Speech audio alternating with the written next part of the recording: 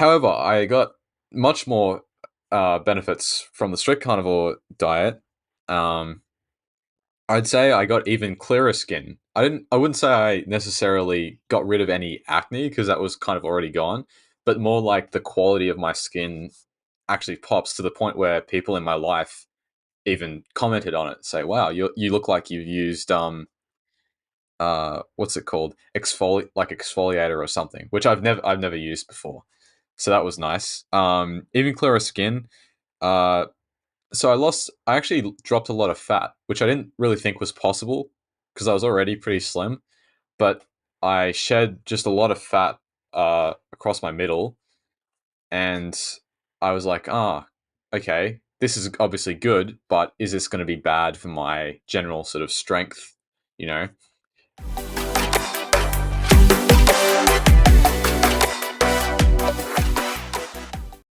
Hi, guys, and welcome to another episode of the Meat Medic podcast. Today, I'm joined by my very special guest, Rory McDonagh. Now, Rory's been on the show before, so welcome back to you, Rory. thanks, Suresh. It's great to be back on, and yeah, happy to be here. Yeah, and it's great to have you back on the show again. So, Rory, I mean, obviously, you've been on the show before. I think it's episode 8, if I remember correctly. I probably should have looked that up before before we started. But maybe if you could reintroduce yourself a little bit, give people a little bit of your background, just so if they're not familiar with who you are, and a bit about your story and why you've wanted to come back on the show. Yeah, so my name's Rory McDonagh. I'm 19 years old. I'm based in Brisbane, and I'm a huge fan of the carnivore diet, as you may have guessed, since I'm on the show. I've sort of, in my life, I've sort of started off as like a vegetarian for about 16, 17 years, moved to sort of a standard Western diet, didn't really get great results from that. Moved to sort of an animal-based diet with still high quality meat, but and ruminant meat predominantly, but still incorporating carbs, so fruit and honey, which is what I was on last time I was on the show. And yeah, currently on a strict carnivore diet of pretty much mainly beef, but maybe a little bit of lamb, eggs, water, salt, grass-fed butter, and the like, and that's literally it. So very, very strict currently, and yeah, thriving on the diet. And yeah, and what I do for work. So I've just launched a new business. I'm very passionate about high quality meat, as I'm sure most people that follow a carnivore diet are. And so I've launched a business called the Carnivore Crate recently that focuses on a weekly subscription service of high quality meat, focusing on people on the carnivore diet. Yeah, amazing. I certainly want to talk about that. And I know last time you were talking about trying to get Mm. that launched. I mean, that must be an absolutely huge undertaking. Any business to start is very, very difficult, but especially food must be very, very tricky. And a delivery service on top of that, I mean, it's a lot to take on. So I definitely want to get into that. Obviously, you mentioned there that you have switched your diet. So on the last episode, you were talking very much about your animal-based diet, which you were incorporating some fruit and honey and avocado and I think things like that. What's made you change now to a very pure carnivore diet now, just meat or eggs as well? So I suppose like the catalyst for change would actually be honestly just environmental factors, which was kind of the catalyst for change when I changed from like a standard Western diet to just an animal based diet to begin with, because I started hanging around people that were eating, that uh, sort of animal based diet with the fruit and the honey. And same thing when I moved from that diet to more of a strict carnivore diet is I started talking to more and more people that were on a strict carnivore diet and getting more benefits from that than from like a carbohydrate based sort of meat diet. And even talking to people that were on like just normal ketogenic diets as well, talking about the benefits they got from eliminating carbs. And like I thought I was doing pretty well on an animal based diet. I'm obviously doing much better now on a strict carnivore diet. Otherwise, why would I be on it? Um, but yeah, it was probably mostly just meeting more and more people that were on that diet, that influenced me. And then I sort of said, well, I'll try it for a month because that seems to be the general consensus online that I've found is that you should try it for a month to actually get good results from it. Because I do know someone that tried it for a day and didn't get good results from it. But I mean, even I said to them, well, a day, you're probably not going to get. If you start going to the gym is a good thing, but if you go for one day, you're not going to get much benefit from that. So yeah, I sort of committed to a month. I went for a month, and after about probably 2 weeks, I started seeing some significant benefits, I would say. Uh, and yeah, that's sort of how I came across it. Yeah, so just you kind of hanging out with people that were really just eating meat, and then you just decide, you know what, I'll try it and see what happens. Yeah. So, what kind of benefits did you see when you made that transition then to an all meat diet from what was essentially a carnivore diet anyway, just Yeah. with some fruit and honey and so on? What benefits did you really see then? Yeah, so I actually wrote down a bit of a list because I didn't want to miss any out. I didn't want to forget any. So I will say before I go through them, obviously I experienced a lot of benefits still eating the fruit and the honey, hence why I stuck with that for a while. So a summary of those would be like clearer skin. I had really bad acne on my back. I got rid of that on the fruit and honey diet. Um, what would you I'd say I lost a lot of weight, I lost a lot of fat, um but I did lose a lot of strength as well, which I'll come to in a minute with the strict carnivore diet. And things like, and then a random thing like I stopped getting dandruff on the fruit and honey diet. So things like that maybe came about from me cutting out seed oils and moving away from the processed junk. However, I got much more benefits from the strict carnivore diet. Um, I'd say I got even clearer skin. I wouldn't say I necessarily got rid of any acne because that was kind of already gone, but more like the quality of my skin actually pops to the point where people in my life even commented on it, say, "Wow, you look like you've used what's it called, exfoliator or something," which I've never used before. So that was nice. Even clearer skin. Uh, so I actually dropped a lot of fat, which I didn't really think was possible because I was already pretty slim. But I shed just a lot of fat across my middle, and I was like, okay, this is obviously good, but is this going to be bad for my general sort of strength? You know, because I sort of come from a bit of a gym culture where where the bulking and cutting and calories in, calories out are sort of king. And in that culture, when you're cutting, so when you're losing weight, it's just accepted that you're going to lose some strength. So you're going to lose some of your progress at the gym, and you've just got to accept that because you're burning off fat. But actually, I haven't really found that at all. If anything, I've maybe gained a bit of strength, or I'm finding it even easier to gain strength on the carnivore diet, even after dropping some weight, which tells me that it I probably haven't lost really any muscle at all. It's all been fat, which I'm guessing is more to do with the sort of ketogenic nature of the diet. Um, yeah, and speaking of the gym, another one I've noticed is like sort of better recovery. So just doing a hard set of deadlifts or squats or bench or something, compound movements that usually would really take it out of me the next day. The next day I would still be feeling it. Um, and yeah, waking up the next day on the carnivore diet and feeling ready to go again on the same muscle group, and I'm pretty sure that last time that was something that you mentioned as well. That was something that you'd experienced. It was, yeah. I mean, I don't have time to be going to the gym for hours or anything like Yeah, that. You know, as I said to you before we started recording, we've just had our fourth child, which is why I was explaining why I've got this new yeah, background because I've been kicked out of the bedroom. Can't record there.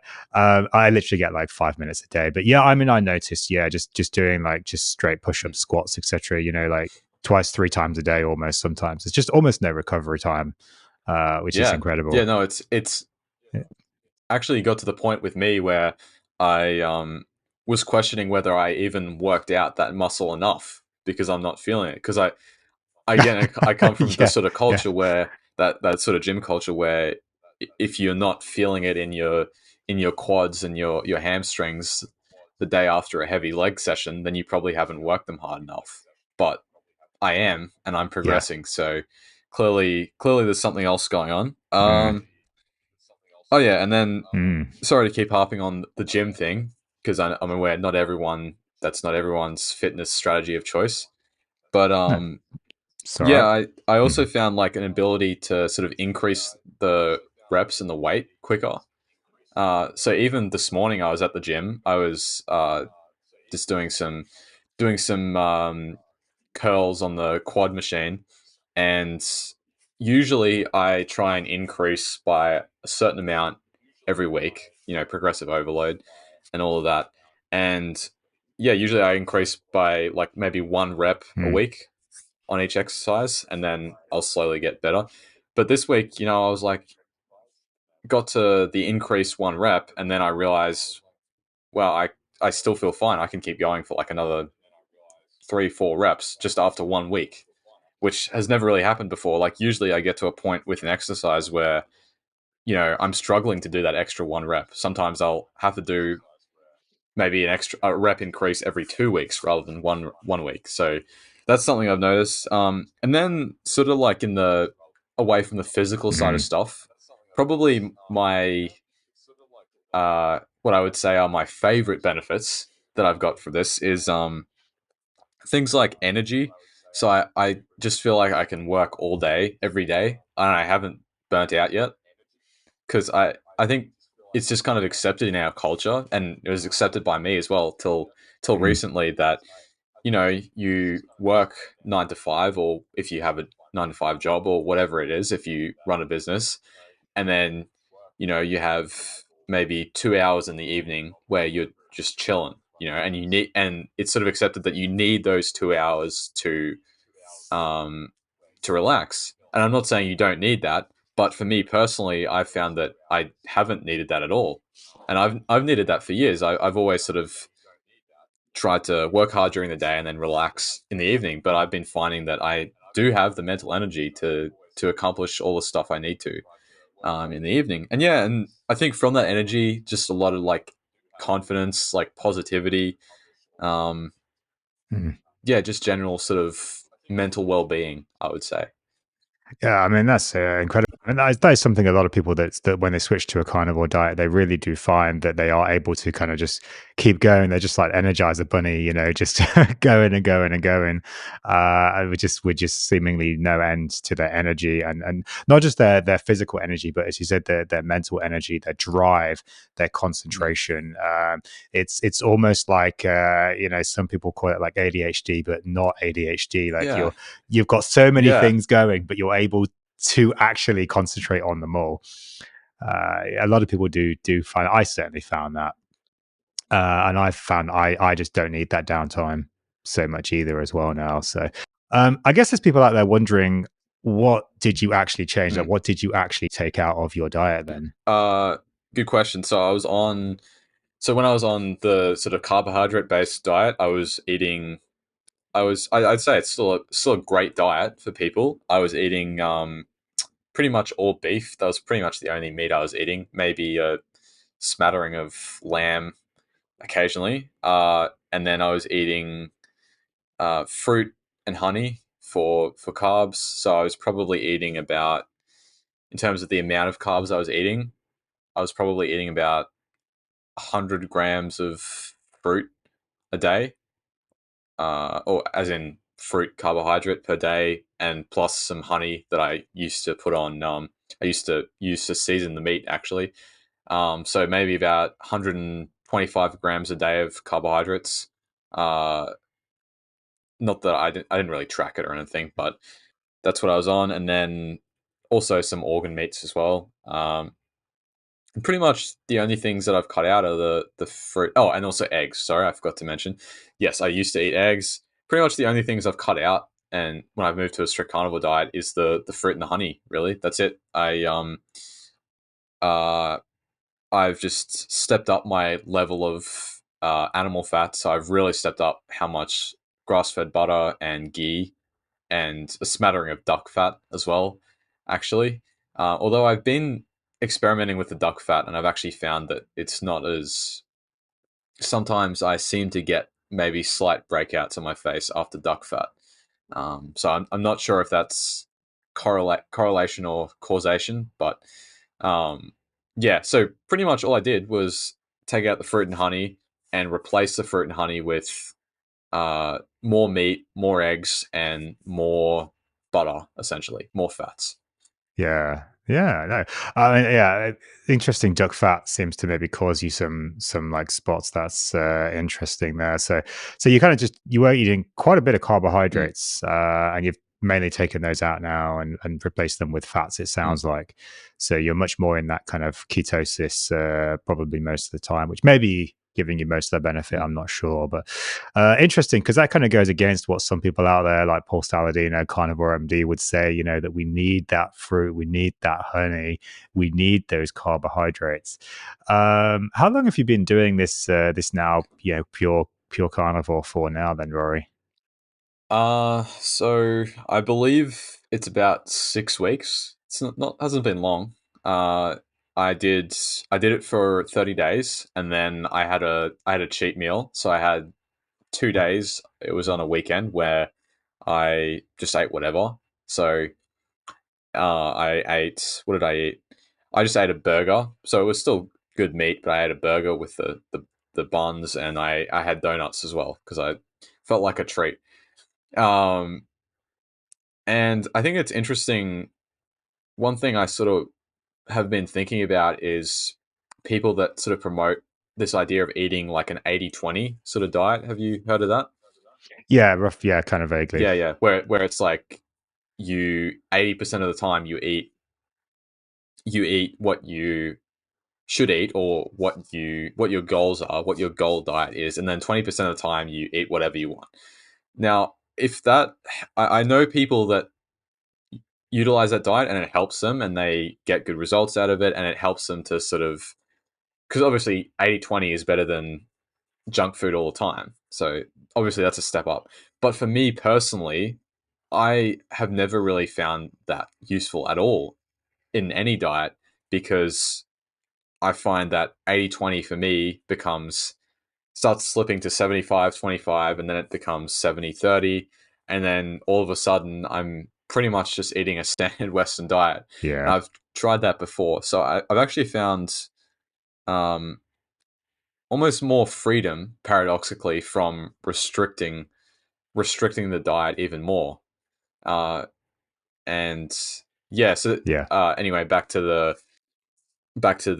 cheat meal. So obviously, I experienced some negative benefits of that. I went out of ketosis. I could like feel myself going back on the sort of glucose fuel.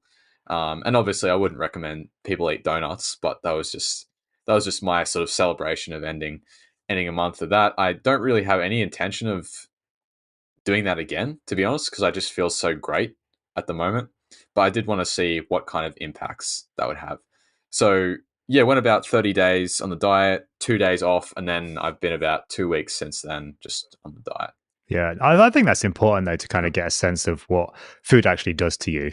Yeah, Yeah, I think that's actually useful. Yeah, I mean, there are people out there, of course, that are going to benefit from doing like an 80-20 approach, having those cheat meals. We know mentally, psychologically, for some people, it really does help to keep them on the straight and narrow. But for some people, you made a really good point there. For some people, even just one cheat meal then just leads to two, leads to three, and I know it does. It does with me. I've spoke about my sugar addictions on this channel before. I was listening to your podcast. I know you're taking a bit of a break from that at the moment, though. The animal based experience still available on Spotify if that's anyone right. wants to go Yeah. and listen to it. And I was listening to the episode with Amber, with her sugar addiction, and she was saying, "Oh, I mean, she literally could have been me talking. It Hmm. was almost identical story." And I had Casey Ruff from Boundless Body podcast on the show last week as well, and released last week, and he was saying pretty much the same thing. Just yeah, like one leads to two, leads to three, and that's the thing. So for some people, yeah, they can manage that perfectly fine. Others, maybe like you and I, we just have to say, well, actually it is more freeing to just actually narrow that diet down a little bit. That's right. Yeah. And Yeah. no one loves donuts more than me. Like no one loves pizza, donuts, you name it. No one loves that stuff more than me. Um, but yeah, just unfortunately, I wish I could eat that stuff and it didn't give me any ill effects. But unfortunately, narrowing down the diet seems to work for me. Yeah. Yeah. What about things like avocados? Were you eating those before? Uh, a little bit. When I was on my like fruit and honey sort of diet, I haven't really experimented with that at all. Being on strict carnivore, I am interested in like experimenting with a lot of different stuff on the new strict carnivore diet because obviously I want it. It would be nice to eat as much as possible, as long as it doesn't cause negative effects. For example, I haven't really experimented with dairy on the strict carnivore diet, and I know some people can handle that and some people can't. I seem to handle it pretty well when I had it on the more on the fruit and honey diet that I was on. I seem to handle it well. I used to have cold pressed milk maybe once a day, which I forgot to mention. But yeah, I was eating raw dairy. Um, and yeah, things like maybe experimenting with cutting out my eggs as well, because I consume eggs, and people have said that some people have said that eggs are actually a problem for them. I haven't really found that. However, one thing I've sort of learned from switching all these diets and getting better and better results is that you actually don't know what you don't know. So you might think you're doing fantastic, but then maybe there's a little tweak you could make, and it you end up being twice as good after that. Yes. Yeah. No, I think you're absolutely right there.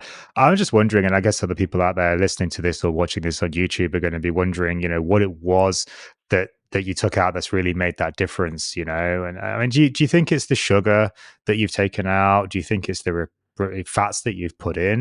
Or do you think it's maybe things like the oxalates? Because fruit and honey, I mean, berries particularly, they can be quite high in oxalates as well, and honey can be quite high in oxalates, I believe, as well. Do you have any insight into what you think maybe is giving you that benefit? I yeah, I think the oxalates could play a small part in that. I've sort of thought about this a little bit. I think from my perspective, and obviously this is just guessing, I'd have to do more experimenting to really pinpoint what it is. Um, but I'd say it's more the ketosis aspect and more uh, getting off the use of glucose as fuel. Because, like beforehand, I was still eating high quality meat, I was still cutting out seed oils, I was still, you know, eating in a way that is relatively ancestrally consistent. Um, and yet I've experienced so much more benefits on this. And really the big change for me and the big kind of, uh, what would you say? The big thing that I had to adjust to on the strict carnivore diet was just how much fat I needed to consume to actually function. Because I did fall into the classic trap of not eating enough fat for the first few days of the carnivore diet, and even not even just in the first few days, I would get to a good point, and then I would get kind of lazy with consuming like butter or ghee. I would get kind of lazy with it, and then a couple days later, I would find that I was like sluggish. Like for example, a couple of weeks ago, I actually got lazy with it. I was feeling great, and I got lazy with eating, making sure I was getting enough fat, and then all of a sudden, I felt exhausted in the afternoon. I'm like, oh well, maybe this diet's catching up with me or something. But then I just ate like a big bit of butter, and Mm.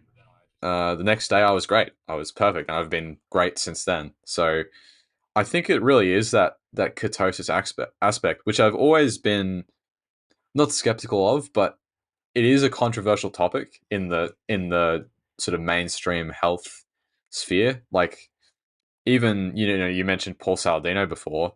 He's actually where I got a lot of my resources from when I was on an animal based diet with fruit and honey, because that's pretty much his diet I was eating. Um, and yeah, he talks about apparently ketosis puts stress on your body or whatever. But obviously not for my body. And if it is, then I'm doing great. So, Yeah. Yeah, I mean, ketosis does put some stress on the body. There is no doubt. But the question is that stress, good or bad? Chronic stress generally is considered to be bad. Acute stress can be useful. I guess if you're chronically in ketosis, then yeah, some people might argue, well, that's chronic stress and therefore it's bad. But there is evidence out there that maybe we shouldn't be in ketosis 24/7. 365, and I think Ben Bickman, I think, talks about this a little bit. Please, if Ben's listening and I'm misquoting you, please, I apologize. But yeah, there is some evidence that being in ketosis 24/7, 365 is maybe not good. The question is, on a pure carnivore diet, if you're eating enough meat, will that break you from ketosis enough to break you from that? We don't really know, but it'd be interesting to see, obviously, if you do add in some other things like some avocados. I know some people, they're still eating a carnivore diet, but they still eat a little bit of avocado. The low toxicity, stuff. I know that's what I'm kind of doing right now at the moment as well. So, and I feel actually slightly better adding a little bit of very, very low oxalate, low lectin, kind of foods, or zero lectins, low oxalate foods like avocados. So it'll be interesting to see if that changes over time, for you. You mentioned improvements in mental health as well. I want to talk about that a little bit if I can. What changes did you see then with your mental health?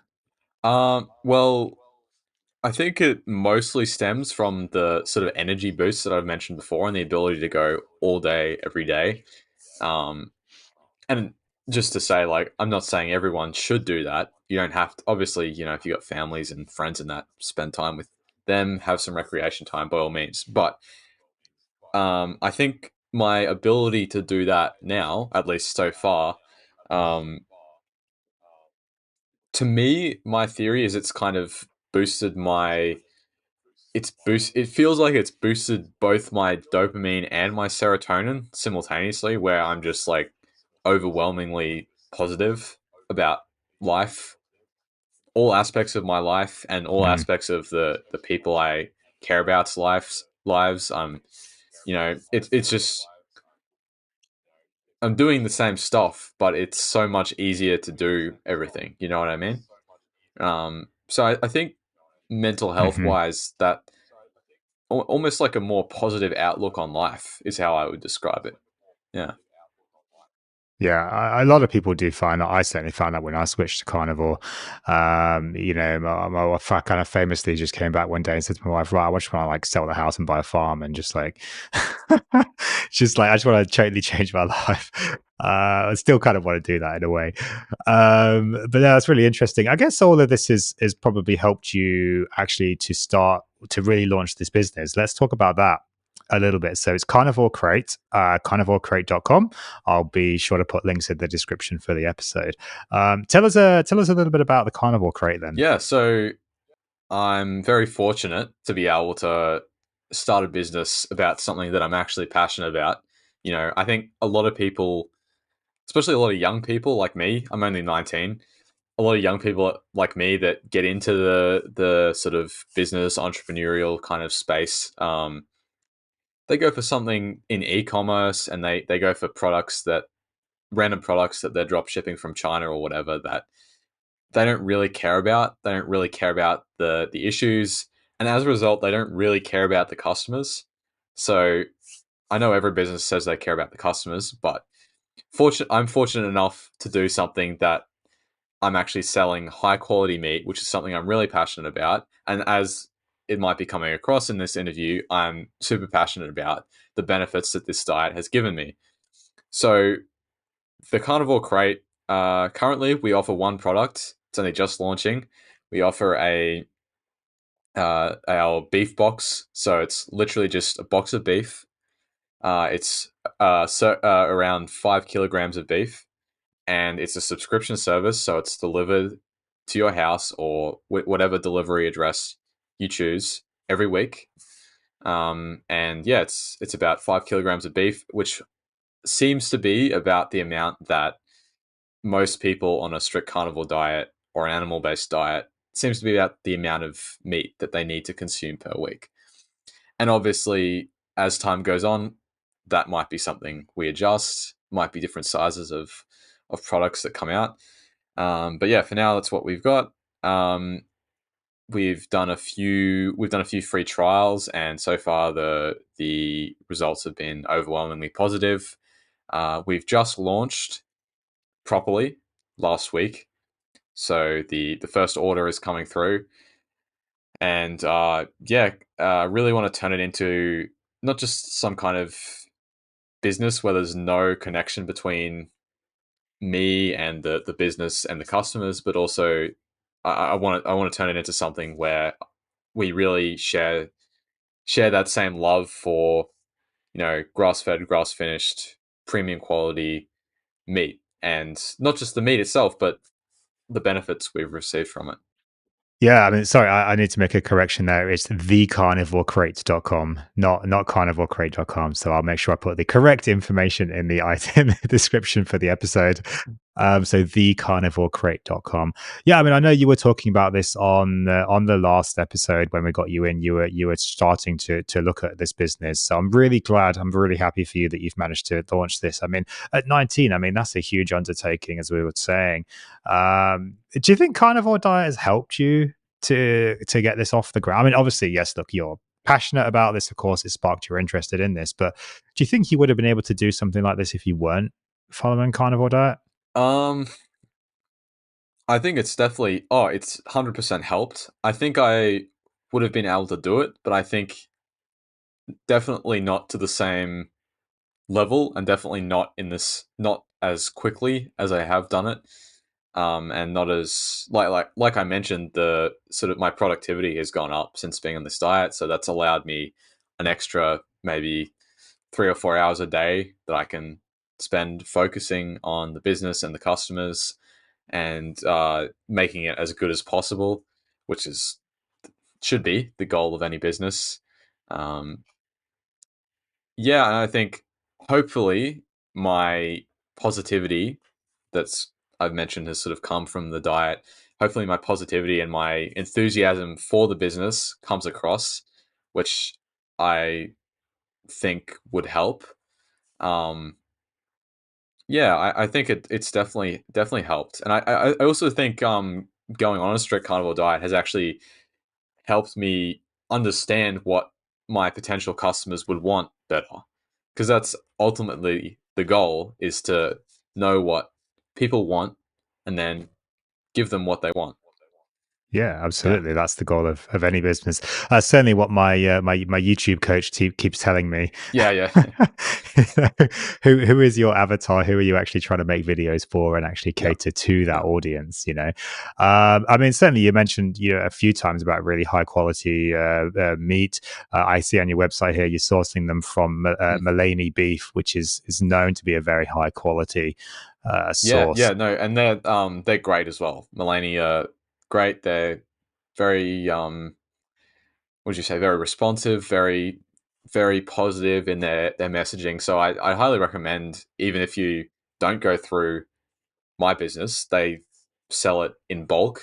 If you're looking for bulk orders, maybe a bit more bulky than what I'm selling, I'd highly recommend just going to them as well. And I've tried their meat as well. Like I've been a customer, and it's great. It's fantastic.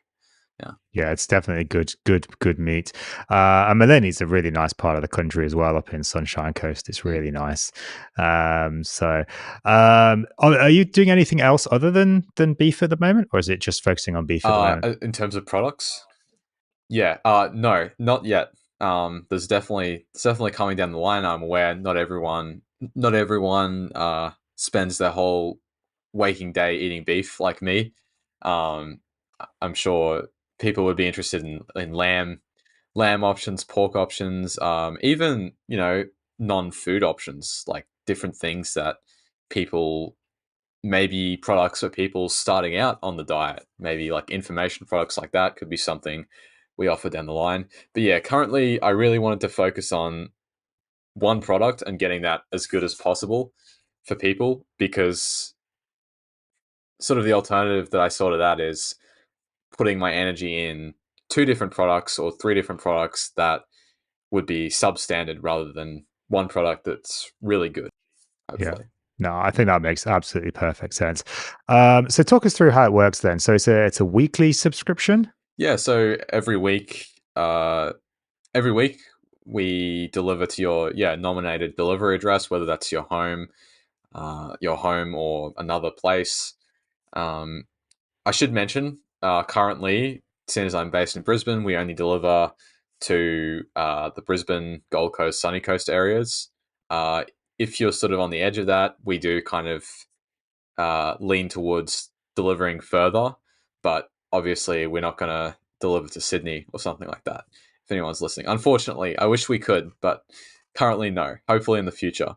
We do have customers as far out as like near Gatton as well, which we deliver to. Um, yeah, so that's where we sort of deliver to, and yeah, every week I just kind of wanted to make it as easy as possible. That big box of beef will be delivered to your place.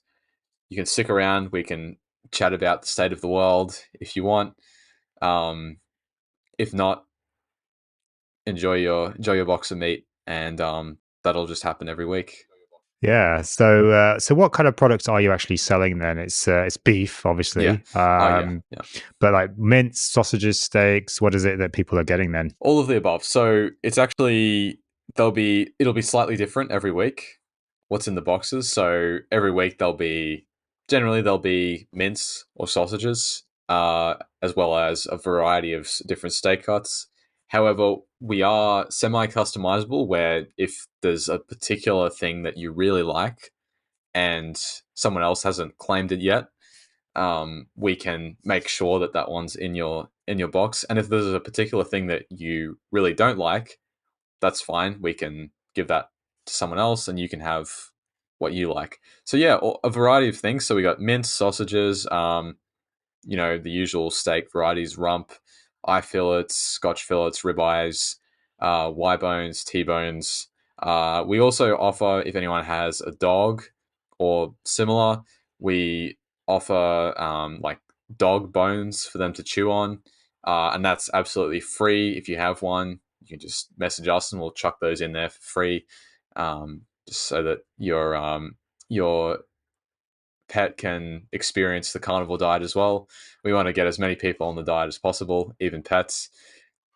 Um, so yeah, and also I should note with the sausages, because a lot of people, you know, get concerned about the content of sausages and the casing and the whether there's any. Um, I'm blanking on preservatives and all that rubbish. So we do have our sausages currently. We are selling paleo sausages, so they have no preservatives in them, which is great for me because I know I personally wouldn't want that. Which is why I haven't really been eating a lot of store bought sausages since going on the diet, because I just kind of realized how much rubbish there really is in them. They do still have a small amount of like garlic and spices, but there's no preservatives. So for most people, they're cool with that. But if that's not your jam, that's totally fine. We can give you extra mints instead. Just let us know, and we'll sort that out. Yeah, and all the meat is antibiotic free, hormone free Yeah. as well.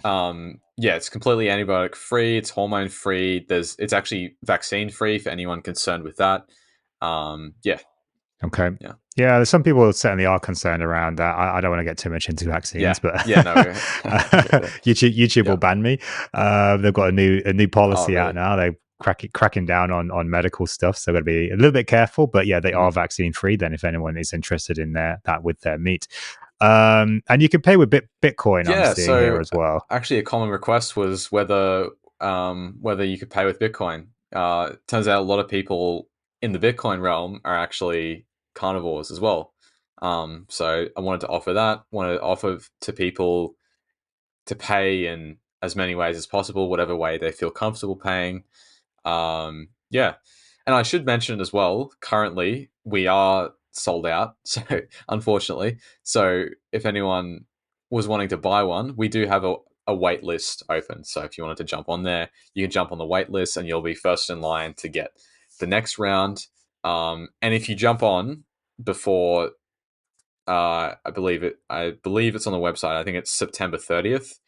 Um, you'll get 80% off for multiple weeks. So you'll get it for like 20% of the price. Yeah, wow, that's incredibly generous. I guess it's a good problem to have being sold out. Yeah. Yeah, it is. Yeah, no, I was no. It seems like a lot of people want quality meat, which is great. So Yeah.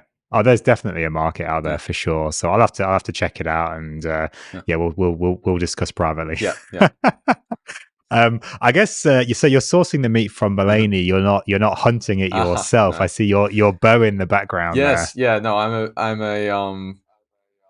I love bow hunting. I love even just archery in general. I think especially being on a carnivore diet or even an animal based diet, when I started hunting, there's something very almost a spiritual aspect to it, which I think a lot of people that do hunt say, especially with the bow, I find, because I think with a gun, there's a lot more separation between you and nature. Whereas with a bow, obviously the bows we use aren't exactly the exact replicas of what our caveman ancestors would have used. But I think it's closer to that connection with the ancestors and how, you know, they really had to go out there and hunt for food. They didn't have any fancy meat delivery systems to deliver them dinner. They had they had to go out there and they had to provide for their families, or else the tribe would the tribe would go hungry that night. So that's a big hobby of mine. Yeah. Yeah, and that's something we spoke about Mm, before when you were on the show, and you said it's a really spiritual journey. mm, As you were kind of just saying there, a lot of camaraderie yep. with the friends that you go with. So I still haven't managed to get into bow hunting. I know I said last time on the show, it's something I was interested in. But I'm so Yeah. busy. No. Yeah. It's Yeah. just so hard finding time. Yeah, but I've met quite a few. I mean, through the podcast and YouTube, like, finding quite a lot of carnivore patients coming to see me now as a doctor, and a lot of them are Mm, into bow hunting yeah. actually. Yeah, which is really cool. Locally, actually, in fact. So I know you were going down to northern New South Wales. I think it was, wasn't it? Yeah. Yeah. Actually, it is a it can be a bit of a time constraint if you're especially if you're doing so much stuff like we are. In fact, currently I have some friends that are bow hunting as we speak, probably hopefully having a productive hunt. But I had to skip it for work reasons and the like. But yeah, they're down northern New South Wales. I'm actually part of a group of guys that with a focus on bow hunting as well, and we sort of do that together.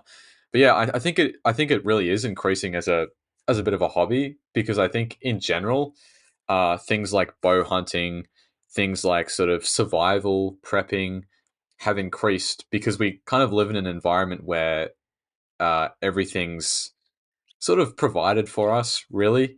And now I think there's a bit of a cultural swing back to, okay, everything's really easy. Now let's go voluntarily do hard things like bow hunting or the Hmm. like. Yeah. Yeah, I think that's important though. I think as human beings, we do actually need some adversity. And we hear about this from a lot of people that work in like, the kind of mental health space, particularly around like dopamine. And I know you mentioned the book Atomic Habits there as well. I haven't read that, but I think similar kind of stuff. We do need some adversity. We do need some challenges. If life is easy all the time, I know Sean Baker likes to post these things on his Facebook and Twitter, like the scenes from Wall-E, the Disney film, with just these grossly obese people that can't even lift their own body weight. They can't even lift their arm up because everything's just provided for them. They'll just turn to mush almost, no muscle, no bone, no nothing almost. And that's kind of almost the way Yeah, it's society's a little going. scary to watch because Wally is actually my favorite of those Pixar movies. I just love Wally for whatever reason. But yeah, it is a little scary to go back and watch things like that and be like, oh. is that where we're heading? You know? Yeah, I think it kind of is actually scary because it is almost predicting the future. And I think if people don't put some effort in, yeah, they will kind of end up that way. I mean, we see it already. People can barely move because they're so unhealthy. They just rely on machines and technology to do things for them. Obviously, look, there's people that have major traumas, and look, that's totally different, of course. Um, but yeah, like it's kind of sad that as it just started raining Oh, I where think that you was a are. plane. I think that was a plane. I Sorry. hear. Oh, fair enough. I just suddenly heard loads of noise. Yeah, like it's kind of sad that we are kind of heading that way. But I think another aspect of this though is also uh, people are starting to wonder, like, where does my food actually come from? Like you said, like the fillers and stuff, they go to the supermarket and then they see the even like packaged meats and stuff, and they're starting to question the quality, the sourcing. And I think people are getting a little bit more keen to just know, okay, well, where is my product actually sourced Yeah. Well, from? I think, personally, I actually grew up in a small town, in a small farming town. So I was lucky in that. So from a young age, I had a good understanding, because of where I grew up, of how a lot of that stuff works. Now, and then coming to the city, it's surprising how many people are a bit more uh, ignorant of that, simply because they don't have that sort of those environmental factors around them. They don't have all of that agricultural process going on around them. And I think it's great that people are taking more of an interest. I was looking at there was some workshop that's running. I forget what it's called or where it is, so my apologies to the people running it. But it was just about regenerative farming, and pretty much uh, farming from scratch. So pretty much going from a couple of cattle to raising them, to maintaining them, to butchering them, to breeding them, to the whole process. And there was some it was like a 3-day retreat or something going on about that, and it was for people in the city to go out and learn about that. And I think that's fantastic. And I think things like regenerative farming are actually becoming more more mainstream, things like that, which I think is good for farming in general. Because if there's a group of people in Australia that are, what would you say, underappreciated, it really, the farmers out there are really up there. And I think, as people, because I live in the city now too, as we sometimes have a lot of distance from Oh, them, for and it's sure. hard to. Oh, we do. I mean, farmers are probably one of the most, if not the most, underappreciated. I mean, literally, without farmers, you can't eat.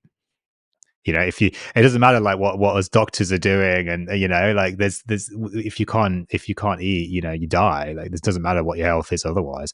I saw a thing on Twitter, Facebook the other day. I'm old, so I'm like Facebook and whatever. And it was saying, like, without farmers you can't eat. If without truckers you can't get the food, to where you needed to go. And there was a third person. I apologize. I can't remember who the third person was, but they're, again, very, very important in that process. And it is important, to recognize these people actually do serve an absolutely vital function. Um, and we drove over to Woomba, actually, up near Gatton. You were talking about earlier on the weekend, and yesterday, just get the kids out of the house and go and see somewhere new. We drove past loads of farms, and it's nice to just get out of the city and just see, okay, this is where food comes from. The cow that's blocking the road, like, yeah, that's where your food comes from. It doesn't come from the supermarket. Yep. Yeah, you absolutely. know Yeah. Yeah, and I think even just like manual laborers in general, which you still see in the city, obviously, are maybe a bit underappreciated, because it's sort of, in our society now, it's sort of seen as your in some circles, maybe it's like lower value to pursue those kind of. Well, folks, I think we may have lost Rory. I'm not sure quite what's happened there. We'll try and get him back in a moment. We've got Rory back. Rory just had a blue screen of death, unfortunately, and crashed halfway through. But that's all right. We can edit all that stuff out. So, you were saying, Rory, about jobs. I mean, you were basically saying that loads of jobs out there. They're seen as quite menial, but actually they are incredibly important, and they're all part of this supply chain.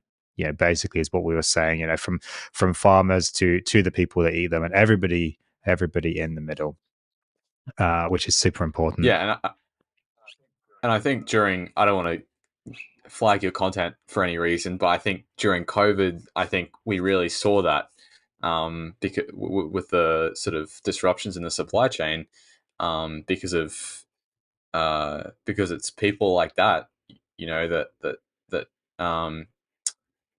that really keep the world ticking along and running smoothly. And sometimes in the supply chain, there can be maybe like 20, 30 different points that all need to be running perfectly smoothly for you to receive whatever it is you're getting on time. So Yeah, yeah, I I think think I think yeah. yeah, I think you're absolutely right there. And I think YouTube were allowed to mention Okay. COVID, just maybe just not too much. So no, that's fine. I guess people are probably wondering then. I mean, we've spoken about obviously the Mm. Carnivore Crate, sorry, the carnivorecrate.com, your new business. We spoke a bit about bow hunting there. The big thing I think is obviously you're changing your diet and the benefits that you've seen. So I guess people are probably maybe wondering, where are you planning to go from here with your diet then, in terms of your experimentation and so on? What's your kind of plans from here on out? Yeah. So um, I suppose the next thing I would do is probably just enjoy my current my current state before I start experimenting with stuff, because I do really want to enjoy it and make sure I appreciate where I am, because I'm sure a lot of it is I'm also young as well, so I know that health, no matter how much you prioritize it and experiment and get the best diet for you, I know that doesn't last forever. So I want to enjoy that. I want to keep prioritizing my health, uh, not just in diet, but exercise, sun exposure, etc. Getting quality sleep, which, by the way, is another thing I forgot to mention. I've actually found my sleep's improved. My sleep quality, anecdotally, has improved a little bit since sort of going into more of a ketogenic state. I've found. But in terms of experimenting with the diet, I think maybe I'll try adding some dairy back in. Obviously, I'm consuming butter, but I'll try incorporating some cold pressed milk. Although it's getting tougher and tougher to find that, to be honest. There was actually the company that sells it, at least near me, to Coles and Woolies, stopped selling it to Coles and Woolies. They must have run out of. I think they're made by cow, isn't it? Yeah, I think they just went bust. Yeah, There was lawsuits and stuff. I don't know the whole story, but I'm not sure they're even trading yeah. anymore. No, that's unfortunate for me, because I love their stuff when I was still drinking it. So I'll have to find a way to source some raw dairy. Just I'll probably experiment with that, because I do like raw dairy. So if I'm able to eat it without any ill effects, I'd like to eat it. And I think it is important to experiment with stuff like that. So it's definitely something I plan to do, because, like I said before, you really don't know what you don't know. Like you might think you're going at 100%, but really you're only going at 50% or whatever. And I think it's important to have the, what would you say, the growth mindset, to be willing to experiment and change, if even if you think things are working perfectly. Because at different points in my life, I've been very stubborn about different things, and I think it's easy to be stubborn about things, and easy to be set in your ways, and this is the right way, this is the only way for me.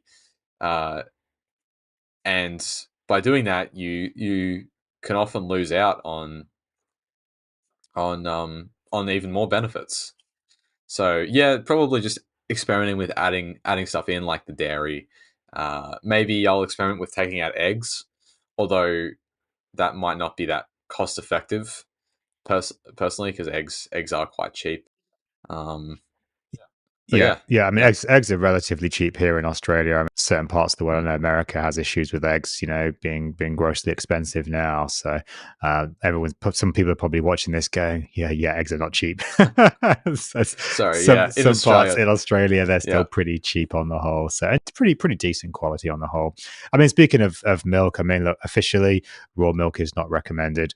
I got to say that for health reasons, but the closest we could get really, officially was the cold pressed raw milk through made by cow. But yeah, I think they're gone bust now. Unfortunately, the various lawsuits and stuff because issues they were claiming it was raw milk when it wasn't, and all this kind of stuff. So, but Maloney dairies do a very good milk. It's not raw milk. It is homogenized. It is pasteurized, but it's about off memory. It's about 80% grass fed milk, which is pretty good as far as milk goes. It's yeah. pretty Well, there's decent. also that's right, and there's also things like bath milk, which officially don't drink it, but officially Yes, don't officially, drink. don't Yeah, drink the yeah. Cleopatra's bath milk. We're not meant to do that, but that is Yeah. what some people do. So, but there can Hmm. be health risks associated with that. I have to mention that as Yeah. a doctor, so otherwise YouTube will ban me.